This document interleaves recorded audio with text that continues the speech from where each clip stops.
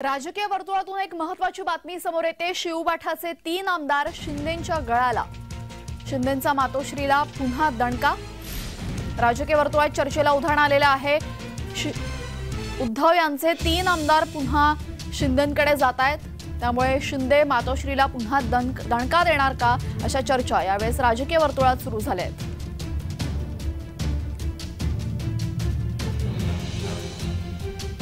राजकीय वर्तुळातून महत्त्वाची बातमी समोर येते। शिवबाठाचे 3 आमदार शिंदेंकडे जाणार असल्याची माहिती सध्या समोर येते।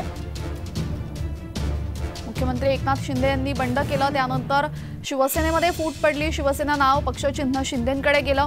शिंदे मुख्यमंत्री पदावर आहेत आणि त्यानंतर आता उद्धव यांच्याकडे जे उरले सुरले आमदार आहेत त्यापैकी 3 आमदार हे शिंदेंकडे जाणार असल्याची चर्चा सध्या सुरू झालेली आहे। शिंदे मातोश्रीला पुन्हा एकदा बंडानंतर पुन्हा एकदा हा मोठा दणका समजावा लागेल जर तसं घडलं तर। आगामी लोकसभा येत आहेत, विधानसभा येत आहेत, महापालिकेच्या निवडणुकाही लागण्याची शक्यता आहे आणि या सर्व शक्यता लक्षात घेता मुख्यमंत्री एकनाथ शिंदे अर्थात शिवसेनेकडे उद्धव गटाचे 3 आमदार जाण्याची चर्चा सध्या सुरू झालेली आहे। राजकीय वर्तुळातून ही महत्त्वाची बातमी समोर येते। शिवबाठाचे 3 आमदार शिंदेंकडे जाण्याच्या तयारीत आहे, शिवसेनेत पक्षप्रवेश करण्याच्या तयारीत आहेत। त्यामुळे जर तसं घडलं तर मातोश्रीला अर्थात उद्धव गटाला हा मोठा दणका समजला जाईल।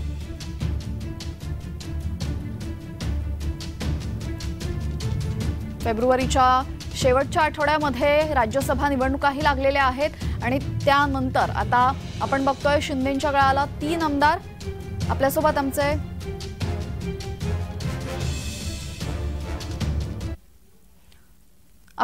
प्रतिनिधी कुणाल भोईटे जोडले गेलेले आहेत। कुणाल, अशी बातमी मिळालेली आहे की 3 आमदार हे आता शिंदेंकडे जात आहेत उद्धव गटाचे, काय सांगाल, कोण आहेत हे 3 आमदार?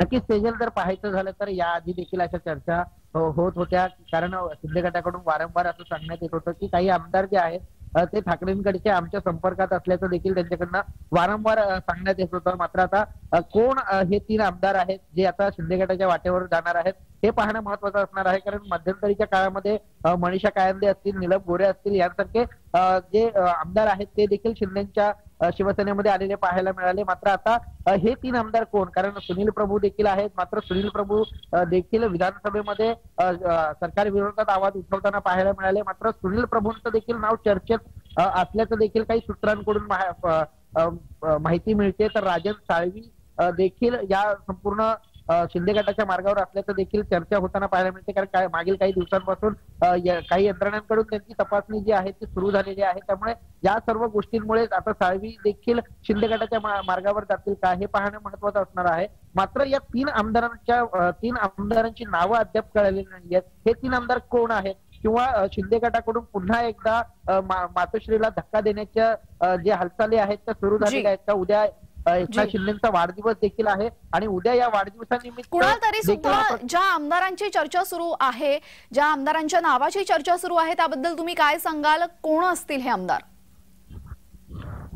एकीकडे पाहायचं झालं तर सुनील प्रभूंच्या देखील नावाची चर्चा मोठ्या जोरदार सुरू आहे। सुनील प्रभू यांना खासदारकीचं तिकीट मिळण्याची देखील शक्यता ही वर्तवली जाते, राजकीय वर्तुळात त्याची चर्चा आहे, वरिष्ठ सूत्रांकडून देखील अशी माहिती मिळालेली आहे। त्यामुळे सुनील प्रभू हे शिंदे गटाच्या वाटेवर जातील का आणि गेल्यानंतर आगामी लोकसभा निवडणुकीत त्यांना तिकीट मिळते का हे पाहणं महत्वाचं असणार आहे। तर राजन साळवी यांचे काही यंत्रणांकडून चौकशी देखील सुरू आहे आणि आपण पाहिलं की अनेक जे मंत्री आहेत किंवा आमदार आहेत ते शिंदे गटाकडे येत आहेत। तर राजन साळवींची देखील अनेक मंत्र्यांसोबत बैठका झालेल्या आहेत, त्यामुळे राजन साळवी देखील शिंदे गटाच्या वाटेवर जाण्याची शक्यता आहे। आणि ठाकरेंचे इतर जे आमदार आहेत ते देखील त्यांच्यामध्ये देखील आलबेल नसल्याचं दिसून येत आहे। त्यामुळे आता ठाकरे गटातले कोणते 3 आमदार हे शिंदे गटात येणार आहेत हे पाहणं महत्वाचं असणार आहे। प्रामुख्याने तुम्ही सुनील प्रभू आणि राजन साळवी यांचं नाव घेतलेले, तिसरा आमदार कोण हे तुम्ही सांगितलेलं नाहीये।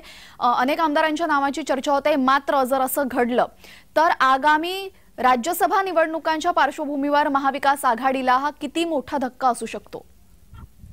नक्कीच तेजल, आत्ताच जर पाहायचं झालं तर महाविकास आघाडीला राज्यसभेवरतीच मोठा धक्का भेटलेला पाहायला मिळतोय, कारण ज्या काही जागा आहेत त्या जागांपैकी फक्त काँग्रेसला एक जागा राज्यसभेची मिळालेली आहे, तर महायुतीकडे जागा 5 जागा आहेत. 6 जागांपैकी एकच जी जागा आहे ती काँग्रेसला मिळालेली आहे, म्हणजे महाविकास आघाडीला मिळालेली आहे. आगामी लोकसभेमध्ये समजा ह्या जर अशाच प्रकारे जर आमदार हे शिंदे गटाकडे, अजितदादा गटाकडे, त्याचप्रमाणे भाजपकडे जर येत राहिले तर आगामी लोकसभेमध्ये 48चा जो आकडा आहे लोकसभेचा तो गाठणं किंवा त्यामध्ये आपले उमेदवार निवडून आणणं हे अवघड होऊ शकतं महाविकास आघाडीला, कारण प्रत्येक लोकसभा मतदारसंघामध्ये हे 5 ते 6 विधानसभा क्षेत्र आहेत आणि या विधानसभा क्षेत्रातील आमदारांवरती तिथला लोकसभेत त्यामुळे जर असं घडलंच तर महाविकास आघाडीसाठी आणि अर्थात उद्धव गटासाठी हा खूप मोठा धक्का मानण्यात येईल. धन्यवाद कुणाल आपण दिलेल्या सविस्तर माहितीबद्दल.